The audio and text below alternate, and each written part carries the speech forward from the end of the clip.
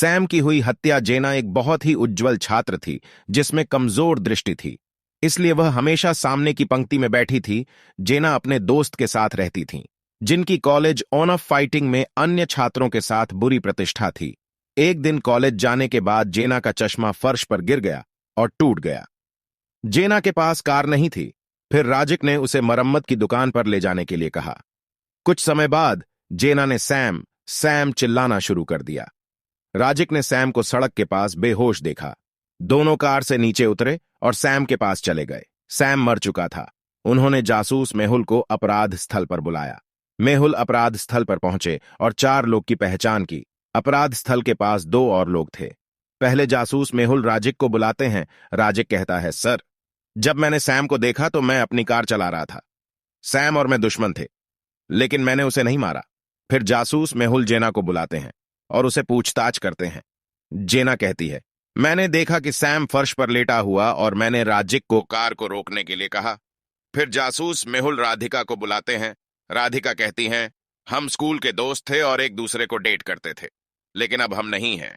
मैंने उसे नहीं मारा। फिर जासूस मेहुल पुलिस वाले को बुलाते हैं। पुलिस वाला कहता है, मैं गुजर रहा था, मुझे कुछ भी पता नहीं है। मैं जेना की चीख सुनने के बाद यहां पर आया था। इनके बयानों को सुनने के बाद क्या आप अनुमान लगा सकते हैं कि सैम की हत्या किसने की है? राजिक ने की है, या जेना ने की है, या पुलिस वाले ने की है, या राधिका ने की?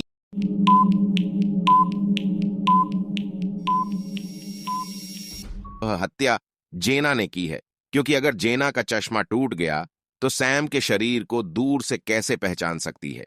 वह पहले से ही जानती थी कि सैम का शव वहां पड़ा था। 2. बेला की हत्या उसके घर में की गई थी। जासूस मेहुल उपलब्ध नहीं थे, इसलिए उनके सहायक इंस्पेक्टर जेम्स ने मामला लिया। पुलिस इंस्पेक्टर ने बेला के 3 पड़ोसी से पूछताछ की। पहले इंस्पेक्टर जेम्स पहले पड़ोसी से पूछताछ करते। पहला पड़ोसी कहती है, मैं सुबह से अपने घर की सफाई कर रहा थी, मुझे कुछ नहीं पता है। फिर इंस्पेक्टर जेम्स दूसरे पड़ोसी के घर जाते हैं, लेकिन दूसरे पड़ोसी का घर बंद था, इसलिए वह वापस जाने लगा। वापस आते समय उसने पड़ोसी को छुट्टी से लौटते हुए देखा। दूसरे पड़ोसी ने इंस्पेक्टर जेम्स से उस घर के अंदर आने का अनुरोध किया जहां वह उसे सूचित करती है कि वह अभी वापस आई है और कुछ भी नहीं जानता है। जेम्स तब तीसरे पड़ोसी के घर जाता है। वह उसे बताती है कि मैं सुबह से घर पर सो रही थी, मुझे कुछ भी मालूम नहीं है। तीनों के बयान सुनने के बाद क्या आप अनुमान लगा सकते हैं कि हत्यारे कौन है? ए वाली है, या दिवाली है, या सी वाली है?